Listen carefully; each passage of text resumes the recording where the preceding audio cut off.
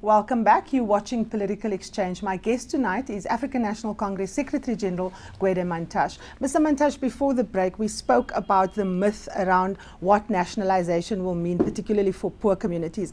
Now, one of the other concerns, of course, is the fact that does the state have the capacity to come in as a partner with private business in sectors like mining? We know that state-owned enterprises have their own sets of challenges, and that and so does private companies, for that matter.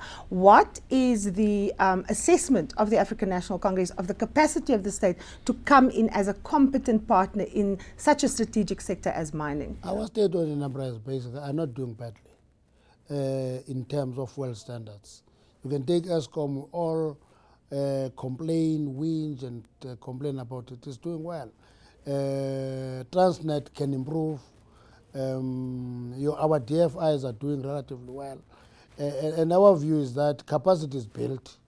You develop capacity, you send people for training, you expose them, they will improve. You must always watch the skills profile in a state-owned enterprise. If you don't pay attention to that, your state-owned enterprise is not going to perform. Not only the CEO, look through the skills profile of the enterprise across the board, then you can improve its performance.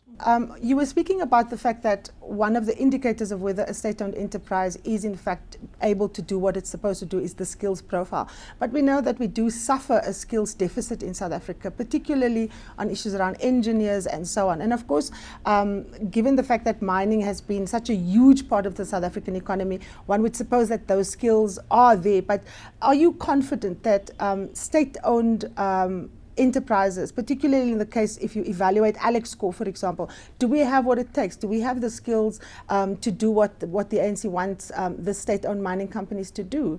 Alexco is the worst case. Fosco is a better case, because some people always use Alexco as an example of failure and never use Fosco as an example of success. Which talk to the point I'm making, that do we have the capacity in a particular enterprise? Now, in Fosco, it is run well, it is doing well, it is making it is supplying phosphate to everybody. It has all the capacity.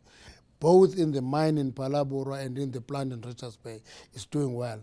And when you go to Alexco, it is a disaster. It is a disaster because from where I'm seated, we never applied our mind in terms of skills deployment in that company.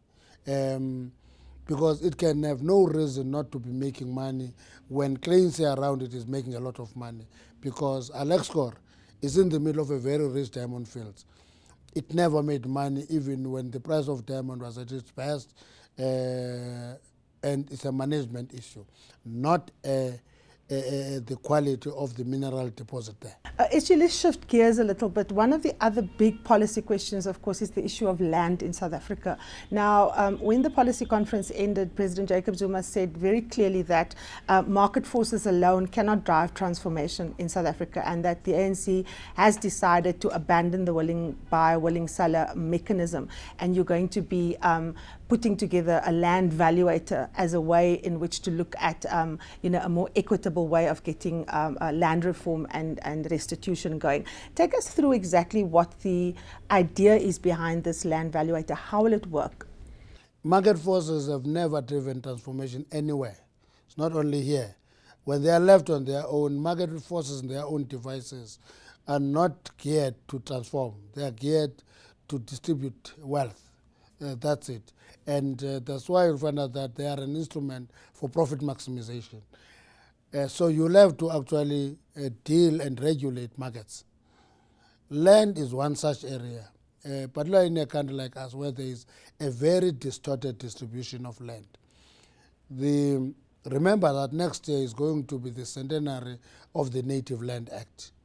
Basically, we'll be talking about 100 years of deprivation and of our people being driven off the land. And I would imagine that it will be foolhardy of us to think that people are not going to remember that. That is the first thing. The land evaluator is dealing with the willing buyer, willing seller concept, and say that concept doesn't work. It has pushed the price of land through the roof, not only because of the market forces, but also because of greed. Because greed on whose part? particularly on people who are involved, including government officials, who sometimes goes there and facilitate a deal. When they get a good price, go back to the owner and say, please increase this to this, and people get kickbacks. That is big part that we should have to deal with, because one time that Minister of Rural Development and Land went to Limpopo, where they bought farms for an unbelievable huge sum of money. When they talked to the farmers said, no, we didn't ask for that. This is what we asked for, which was less than half. So let me get this clear, Mr. Mantashe. Are you saying that in some instances the price of land is being pushed up by unscrupulous government officials? Yes, working with private evaluators. Once there's that collaboration, you push that land of price through the roof, and it reduces the capacity of the state to deliver that land, precisely because you buy fewer farms with the same amount of money. And our view is that once we put institutions that will actually tamper with that, will improve the capacity to deliver, because we don't want to be attracted to this thing of land distribution without compensation. But we want compensation to be fair to both the buyer and the seller, rather than pushing the money through the roof and only the seller benefits and the buyer is struggling to benefit. Now, one of the questions that is always raised when we're talking land reform is, of course, the provisions in the Constitution that says there can be no expropriation without compensation. But the fact of the matter is that the Constitution actually does provide for expropriation if the state can prove a public good. Yes. Why have we not made use of that clause? It also makes provision for appropriation without compensation. Exactly. So my point is, why have the government not used that provision to fast-track land reform? No. Once we put institutions like your land evaluator and those institutions, you are developing capacity to implement that provision. You see, because a provision in the Constitution is on paper. You must have institutional capacity to execute. At this point in time, we don't think that it is sufficient by just having a department that moves at its own pace. Land evaluator, land management commission, all those issues that are proposed in the green paper that we're hoping that will be implemented sooner than later will accelerate the process of land distribution. Now, I've asked this question to President Jacob Zuma as well. Does the ruling party know who the land belongs to? Is there an audit of who owns land, what amount of land the state actually owns, what amount of land is in private hands, what amount of land is in foreign hands for that matter? That audit is about to be complete now. They have been working on that audit. It's about to be complete. There will be a weakness though in that audit. They will be able to validate where the state land is. They will be able to know where the land that was purchased through the government programs is. They will be able to establish who the foreign owners and where they are. But where they are, they will have to dig deeper, is to actually quantify the land that has been purchased by blacks on their own. Why is that hard to pinpoint? It's because once you have, let me give an example. If you buy a farm and it is sold from an owner to a trust, it's not easy to say that trust is black or white. It's sold to a trust, and that trust becomes a trust, and that's it. Then they will have to go back and deep into the trust, whose trust is that, who have done that. That is difficult to quantify at this point in time. But isn't it important, Mr. Mantashe, that we actually do get the details? Because we see in other countries, for example, where there's massive land redistribution programs, that sometimes that redistribution is used as a form of patronage with politically connected people, and perhaps the land is not going to those very communities that have been dispossessed, but to connected individuals. No, let me give you two examples. Didn't I say they will quantify that? My biggest worry as a person is this attraction to our people when they win, say, a land claims, settle for a financial compensation than accessing the land. To me, that means we are not a very interested society in land use.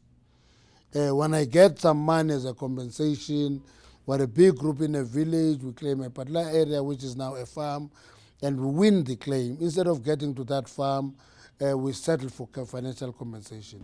But isn't it also because very few communities actually get backup and support to work the land? I'm not sure of that. There are quite a number of schemes that are actually backing the farmers. I can tell you that I'm from an area called Sakisizwe Municipality, which is a combination of Tala and Elliot. One thing we boast about there is that there is one of the biggest concentration of black farmers. When we last counted, there were 138 black farmers in that district. Now, and many of them have benefited from a number of government schemes, either in forms of being given fencing, given bulls and some heifers to start that farming and continue. And I think if we can intensify those programs, there will be more success stories. I was talking to the Minister of Rural Development, I said to him, Cooks, go out and actually advertise and make people know success stories. And I gave him few black farms that I have visited where there is real success. You can go here. If you want to, here in Gauteng, in Talton, you'll find a group of farmers there, like about Mike Mlengana and them, running successful farms, have more than 300 cattle, and they run farms properly and professionally. Those stories are not told. We must tell those stories more, because if we don't, that is what begin to fit into the theme, nothing has happened. Well, Mr. Mantashe, clearly we still have much to talk about, but that's where we have to leave it now. That's it for Political Exchange. Join me again tomorrow night. I'm Karima Brown. Goodbye.